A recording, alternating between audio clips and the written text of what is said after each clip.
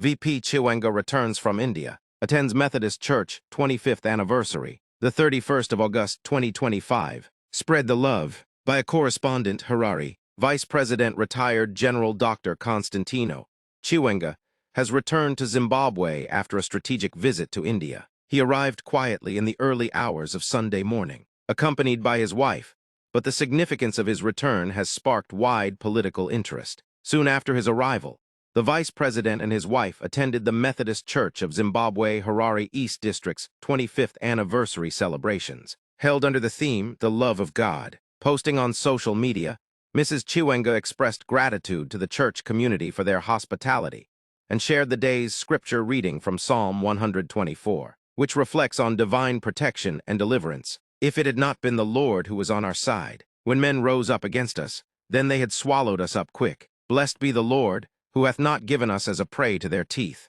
Our soul is escaped as a bird out of the snare of the fowlers. The snare is broken, and we are escaped.